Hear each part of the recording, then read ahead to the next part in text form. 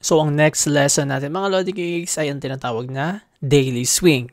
So, itong daily swing na to, natutunan ko to kay DMXMM Trader. Although hindi siya Filipino, pero shoutout ko na sa kanya ko natutunan itong daily swing. So, itong daily swing, mga Lods, ito yung easiest confluences na makikita mo sa market.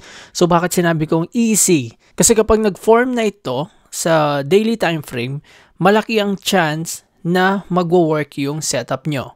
Okay? So, hindi ko sinasabing 100% guaranteed, pero malaki ang chance na mag-work ito basta meron kayong mga other confluences na mag-a-align dito sa daily swing. So, bago ko muna pakita yung daily swing, tinuro ko na sa inyo yung market swing. Ano yung itsura ng market swing? Dapat meron tayong 3 candle, tapos yung wicks nila, yung left and right candle, dapat mas mababa sa gitnang candle nila or sa gitnang wick nila. Same thing din dun sa downtrend or swing low. Kailangan yung left and right candle ng swing low is mas mataas compare sa middle wick. Okay? So, para masabi nating swing high tsaka swing low. So, i-apply nyo yung tinuro kong market swing na yun sa daily time frame. Okay? So, yung daily swing, kailangan mag-form siya sa loob ng premium discount key level. So, for example, uptrend yung market, tapos pull out nyo yung Fibonacci nyo, then kailangan mag-form, kung meron man, sabihin natin merong fair value gap dito, tapos bumaba siya dito sa fair value gap. Once na mag-form yung daily swing dito, then yun yung confluences natin na potentially pwedeng mag-reverse na yung market to go up or mag-trend continuation na sa current trend niya. Okay? So, kailangan nasa PD key level siya. Kasi merong mga times na kung saan nagkakaroon ng daily swing pero walang key level, tapos may invalidate lang. Okay? Now, itong daily swing from the word daily. So, it means it only works on daily time frame. So, based on backtesting, it doesn't make sense kung makikita natin ito sa lower time frame or higher than daily time frame. So, kung titingnan natin yung weekly, yung 1 hour, yung 4 hour time frame, kahit merong swing na ganun, most likely hindi nagwo-work. So, hindi alam ang dahilan kung bakit sa daily swing nagwo-work dahil siguro sakto yung movement niya pagdating sa daily time frame. Pero, ang importante dito is alam natin na mas malakas siya sa daily time frame.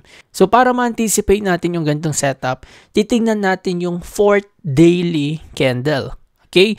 So, di ba sabi ko sa inyo, meron 3 candle kung meron tayo yan, tapos nag-swing low. Yung 4th candle, dito tayo maghahanap ng entry point. Okay? Dito tayo maghahanap ng mga POI sa lower time frame. So, mayroon lang ako notes dito, no? You might find at least 1 daily swing every week. Although this might be the case, not every setup has high probability. So, ang ibig sabihin nito mga Lods, meron tayong makikitang daily swing every week. Okay? At least isa, no? Now, kahit na sabihin natin nakakita tayo ng daily swing, doesn't mean lahat ng mga yon ay high probability. So, kailangan pa din, nakabase pa rin tayo sa mga other confluences natin. And para mas maging maganda yung paghahanap natin ng confluences na ganito, kailangan magdagdag tayo ng few pairs. Okay? So, at least meron tayong minor, meron tayong major pairs, no? At least, sabihin natin 5 hanggang 10, no? And hanggat wala kayo nakikitang daily swing sa mga pairs na yon, hindi nyo siya iti-trade sa lower time frame. Just because nag-ito yung strategy ko doesn't mean wala nang setup sa mga lower time frame kahit wala tayong makitang daily swing sa higher time frame. Hindi ganon. So, still, ang inano ko lang dito is pataasan tayo ng confluences. The more na marami kang confluences sa checklist mo, mas better or mas nagiging high probability yung setup natin. So, isa din sa note ko dito is, do not use this as your entry confirmation. Just because meron kayong nakitang swing low, doesn't mean na yung 4th candle aangat siya. So, ibig sabihin nun, nag-form na siyang daily swing, tapos pagka-open ng next daily candle, magbabay na kayo kaagad. Hindi ganun nag-work yung daily swing. So, kailangan pa din na nasa key level yung time frame, and most of the time ang daily swing ginagawa lang natin siyang confluences sa higher time frame, pero hindi natin siya ginagawang entry point, no? That's why sa mga trade setup ko hindi mawawala yung daily time frame. Kahit tumingin ako sa weekly, sa monthly, no? Ang lagi kong tinitingnan is ang time frame na hindi mawawala sa akin ay yung daily swing. Okay? So for example, dito tayo sa AU, no, sa Australian dollar USD. Kung mapapansin natin dito, meron na tayong smart money reversal kamukha nung last turo ko, no? Meron na tayong high resistance liquidity. So meaning, nagkaroon na tayo ng confirmation or sweep dito, tapos nagka-shift na rin yung market structure. Okay? So masasabi natin na uptrend na yung market and now we're looking for entry point. Now, kung mapapansin natin dito, no, ito yung ating Fibonacci or premium and discount. Currently, meron tayong FVG dito sa part na to, sa below 50%, so at least discounted na to. Meron din tayong order block, no? Now, hindi pa natin masasabi na lilipad to. Nakita nyo to, napakalakas na momentum ng bearish niya. Kailangan natin makakita ng confluences na humihina na yung momentum. At yun, papasok yung daily swing. So, aantayin natin magka-form ng daily swing, no? Tulad nito, yan. So, kung mapapansin nyo, dito sa loob ng order block, sa below 50%, which is discounted, now, kung mapapansin nyo, meron tayong daily swing. Okay? Now, dahil meron tayong daily swing, pupunta tayo sa lower time frame to look for entry point dito sa fourth candle. Okay? And ang sabi sa inyo, 'di ba, yung POY yung ano natin from internal to external liquidity. So meaning, itong FVG na to, malaki ang chance na mabasag na to. Okay? Kasi nga internal din dito, most likely internal to external lagi yung galaw ng market. May times na pwede niyang tamaan to, mag-react ng konti, pero ang main target niya or draw on liquidity niya will be this equal high buy side liquidity.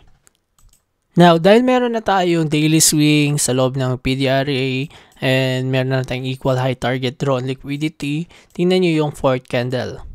So, hindi lahat ng movement ganito. No? I believe CPI to, November 14. Usually CPI to. Pero masasabi natin dito is after ng daily swing, nagkaroon tayo ng bullish trend, no?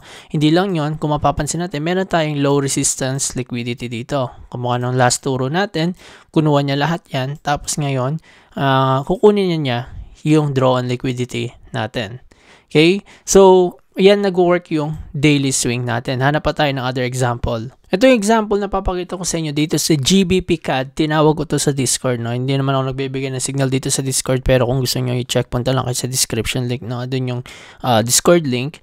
And ito, sinabi ko na potentially pwedeng umangat pa yung GBP CAD. So, ano yung nakita ko kung bakit naisip ko na aangat pa yung GBP CAD? Kung mapapansin natin dito, yung mga daily swing, mga lods, no? Yung mga daily swing nung una or yung mga old history, old price, yung daily swing na yun yung magiging targets din natin. Okay? So, yun yung daily high, no? Masasabi natin daily high to. Same thing din sa mga daily low. So, kung hindi sila natamaan, ito for example, August 22, 2023, walang tumama dito, then pag nag-reverse na yung market, ayan, yan na ang magiging next draw on liquidity nila. Pero, andito tayo, no? Andito pa tayo sa price na to. Meron pa tayong isang daily swing dito. Syempre, kung ano yung unang pinakamalapit, yun yung unang tatamaan niya. And hindi natin target buong ito, kahit sabihin ba natin low resistance yan, daily time frame to mga lods. So, potentially, pwede niyang tamaan to, bumaba, tas umangat ulit. Okay? Ang importante, kung ano yung pinakamalapit na draw on liquidity, dun lang tayo magpo-focus. Okay? So, dahil meron tayong buy side liquidity dito, ayan, meron tayong daily swing dito, titingnan natin yung movement niya dito sa daily candle. So, kung mapapansin natin mga lods, no, meron tayong FVG dito. Okay? Tapos, meron din tayong daily swing dito. So, meron tayong higher low, higher high, higher low, tapos higher high. Now, kung ipa-plot natin yung Fibonacci natin, ayan, makikita natin na yung candle dito sa part na to, ayan o, nakita nyo, nakuha na niya yung nakuha na niya yung 50% equilibrium ng market or nasa discounted na siya. Although, kung makikita natin FVG na to, hindi man lang nasa PDRAs, ang importante is yung price mismo is umabot na dito sa 50%. Now, nakita nyo, meron na tayong daily swing. Ito, walang wick to, pero yung closing. Ito yung closing candle niya.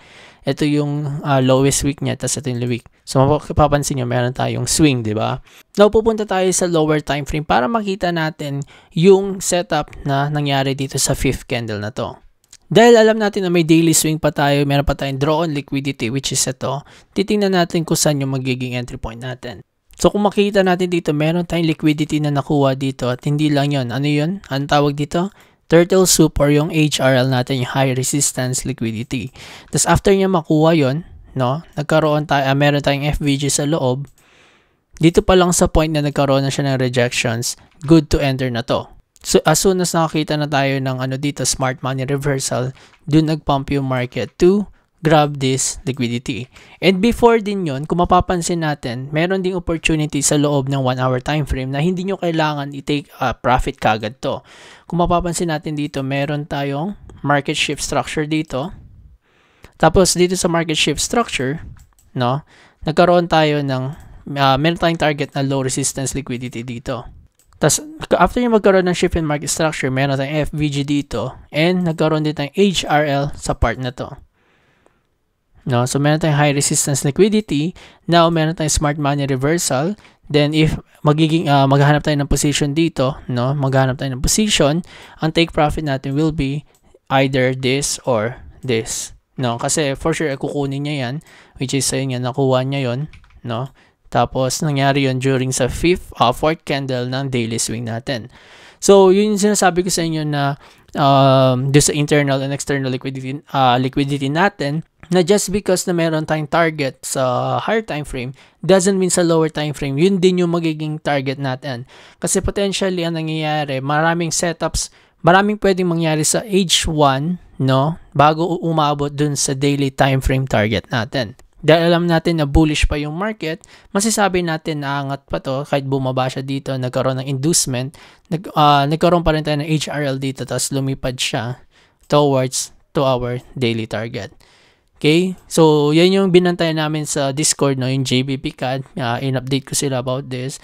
And ayun nga, nag-work yung JBP CAD natin. And finally, umabot na siya sa draw on liquidity natin. Isang example na ibibigay ko sa inyo nung nakaraan to, nung October, no? And itong magandang setup na nangyari na nakita ko, papakita ko dito sa inyo na yung FVG na naging inverse FVG ay pwede maging POY para sa daily swing natin.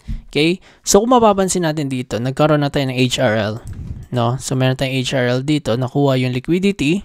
Tapos, meron tayong daily swing dito.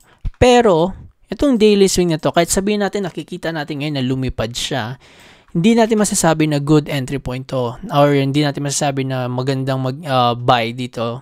Kasi bakit? Kung mapapansin nyo dito, meron tayong malaking FVG dito.